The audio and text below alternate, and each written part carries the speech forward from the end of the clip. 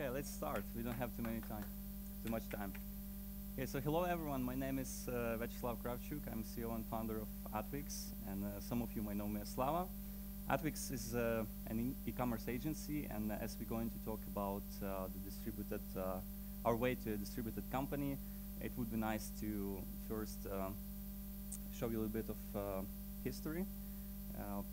This is what we were like last year. We had 15 people, one physical office, one person working from home, but we all were in the same time zone. And now we've grown to a little bit over 20 people. We have 2 physical offices, 2 persons working from home, and we all spread across different time zones. So I'm going to tell you about the challenges and our way to this transformation from being more like a traditional company to a distributed one. So before we start diving, let's define what's the distributed company is. This question is easy, but it's not that easy to answer, because when I started to research, there are many definitions, and some standard ones sounds more like that. But I was not satisfied with that kind of definitions, because to me they look like those guys, a bit outdated. So I decided to kind of think more about it and really form the approach of what is a distributed company in my vision. And my vision was more like this. I think that distributed company is similar to the star system, or I don't know, the constellation maybe we call it, where the stars are the actual employees. And if we refer to the stars as an employee, what is a gravity then, which is quite important in those systems. And my thought to define gravity was connected to this guy. If you've seen the famous TV series, I think you probably would know what my definition of gravity is, and that's what helped this guy to rule the kingdom, and it was ideology. So I think the ideology is what keeps the company together, not just the distributed one, but any company, and it's one of the most important things in the company. Why? Because ideology forms culture and habits, and those in turn form the company performance. And what actually forms ideology is the actions, and it's a two-way street. Actions form ideology, ideology form your actions.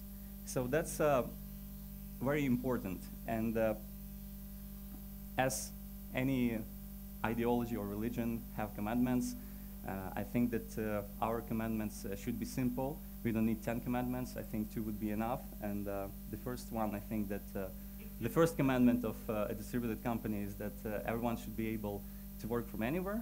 And the second one is that with this, no one should feel left out. And we take those commandments as a base for our ideology and the rules or approach that we take in solving all the challenges of being a distributed company. So with this approach, let's talk about communication, because I think that's the challenging topic.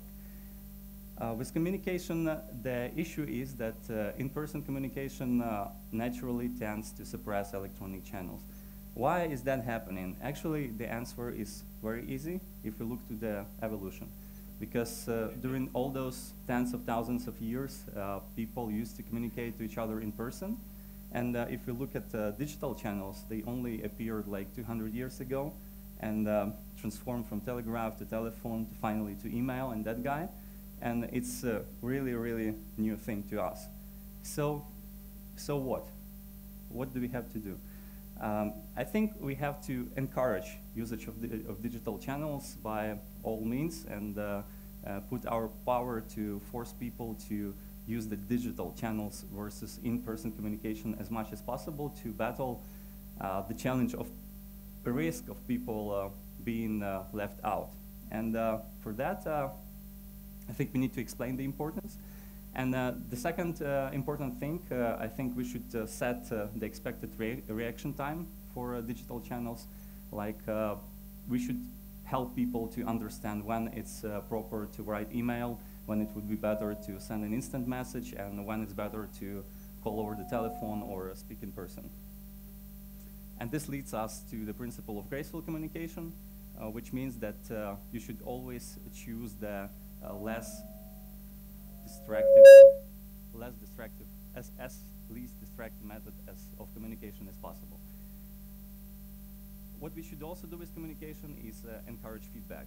And to encourage feedback, it's probably not enough to just do like New York Metro does and just display the ads and tell people that when you have feedback, talk to us. Of course, it is important to tell, but people would probably not follow this advice in all the cases because of the human nature. Some people would just be afraid to bring something up or just not feel comfortable with that. So for that, I think we should provide some tools. And one of the tools we try to use is 360 or peer feedback. How many people are familiar with the concept of 360 feedback? And how many of you do this actually at the company? So not so much. I would strongly advise to do this. It's really not that hard. I would encourage you to go online and research this topic more because we don't have time to cover it entirely, but the basic principle is that you should put a list of questions and ask every team member to rate every other team member by those questions. It can be a rating, or it can be an open question like what would you suggest this person to improve, or what can you tell this person is doing really good. So these open questions, in our experience, work really well, and I would encourage you to use that. And of course, one-on-one meetings, I'm sure that more people use that, and probably almost all of you would know about this, but we should not skip this, and we should do this routinely, and this should be done really like once a quarter, or maybe half a year as the longest period.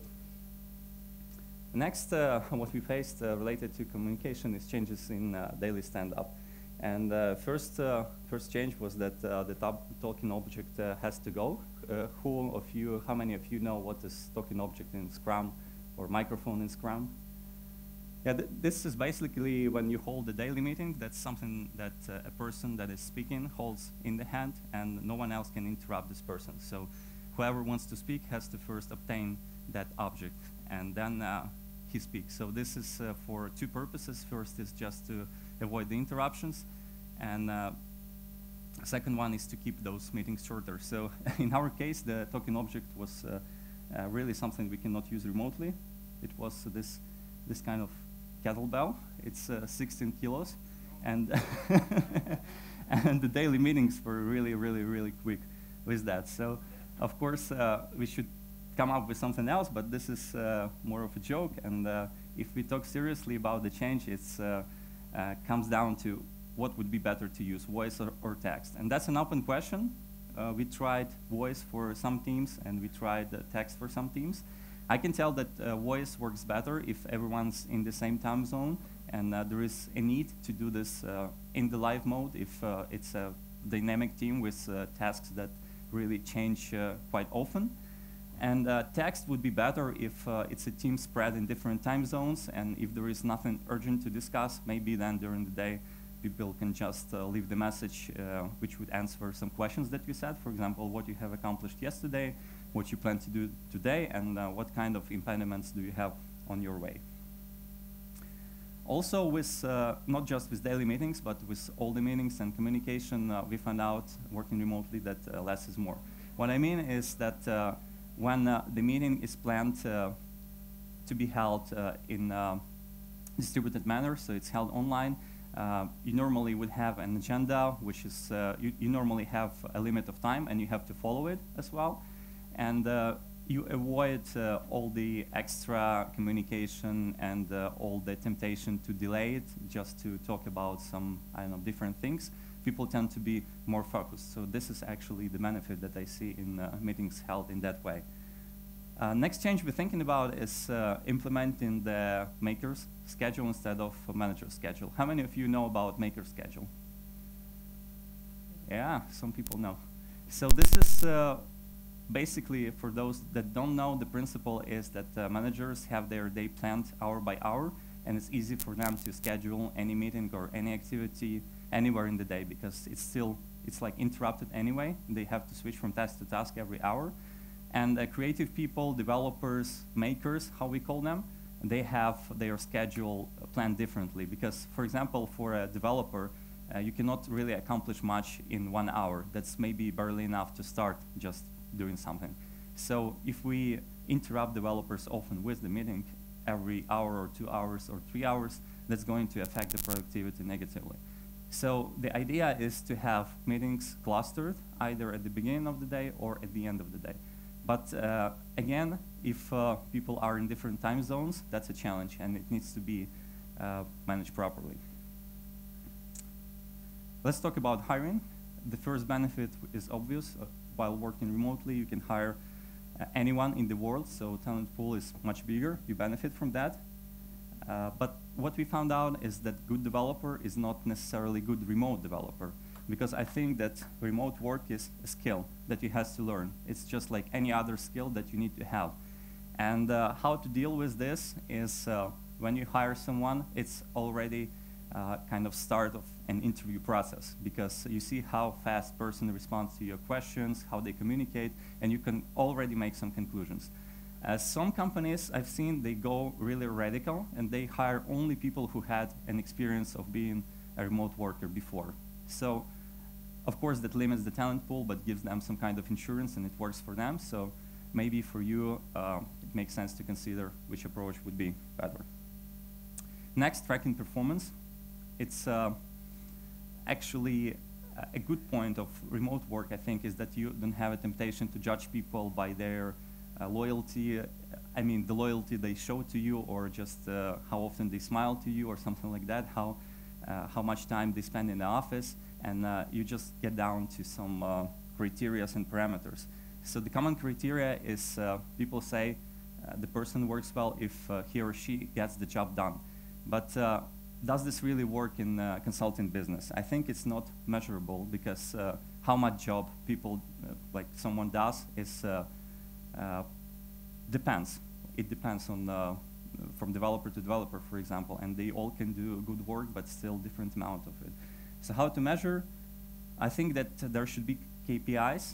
I don't think there is an ideal KPI that exists. For example, for developers, it can be measuring the log time, but it's not ideal. This time can be spent with various efficiency, but still I think that's better than just judging with your mind and not setting anything at all. And of course, for PMs or QAs, that can be something else. Next, the cross-country challenges. First one that we met with is different vacation days, days off, and national holidays are different, and sometimes people from different countries has to be on the same team, but someone would have, for example, a holiday on that day and someone else on the other day. So what to do with this? For now, we decided that we will credit a certain amount of days for holidays, certain amount of days for national holidays, and certain amount of days for just special occasions, like something happened, I don't know, somebody has the wedding and you want to take a day off, or maybe in your flat something is broken, like the pipes, and someone needs to come and repair. So things happen. So I think that the principle here is that it should be equal for different countries, different people. It doesn't matter where you live, but for a team to feel united, it has to be the same. And next one is time zones. Obviously, it's simple to understand the challenge, because people would not have the exact same working hours, but that's also a benefit, because teams would have a chance to do some work while their peers are not there, so nobody is interrupting them, so that's actually a plus. And the minus, because there is less time. But as I said before, more is less. The less time you have, the more efficient you use it. So that's just the practice that you need to learn. Next, I think there should be get-togethers. People should still have the FaceTime, and we try to find a way for everyone to meet at least once a year, so that can be a nice getaway destination, or whatever you think about. It's still important to build the team spirit to meet, and you should do this. And of course, you should not forget about legal issues, because whatever we implement, we need to make sure that that's in line with local laws and policies. So the few words about tools. I don't think the tools are the most important thing. Actually, it is useful, but for example, team using HipChat can just be as successful as team using Skype or Slack or something else. So it's more about culture. But still, I think nice tools are good to have. And the core tool that we use, I would call Slack probably as the number one. That's what we use for communication. And we use a little extension called Flock. That's an extension for daily stand-ups in text. So what it does is it reminds you every day to answer 3 questions. By default, it's 3, but you can configure. So everyone gets a notification that they should leave a response to the questions.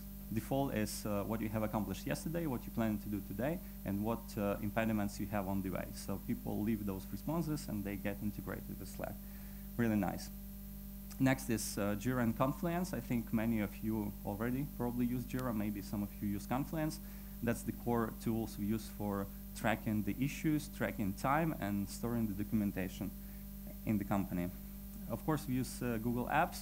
That's for mostly for email, but also for any Google services. You get an account that's, you can enable any services of Google for that. Next one, we use Passwordia. That's our own tool for storing the passwords securely and managing who gets access to what passwords in the company. And if you're interested in this tool, you can email me, and we'll find a way to share it with you, and you can try it as well. That's it with tools and ideology, but if you've seen Big Lebowski, that's he had a rug that he told that rug really ties the room together. So now we need something to tie the room together. And in our case, that's some kind of document that we need to have that would contain all the rules and thoughts about our company, ideology, and so on. And that's our company handbook. Yeah, Nacho, really. So the conclusions. The challenges we met with remote work are that there is less face-to-face time and less socialization. Higher self-discipline required for everyone. It's harder to cultivate the culture in the company, but there are more benefits. The benefits are that people are interrupted less. They have better productivity because of that, because they know that they have the time dedicated to them, and they can use this time however they want it to use. It also saves time on commute, and the freedom that the remote employees have boosts their creativity. We also found out that employees are really happier with remote work. When I talked to everyone, everyone admitted that they really like this. It's really important for them to have this freedom, and it really makes them happy. And it's also a possibility to travel and work, and in part that's why we still keep offices. People can freely travel between the locations, or they can come for like 2 weeks to work in a different office. And this offices is a good place to actually overcome the challenge of socialization, because they allow people to still have some face time, meet, and know each other.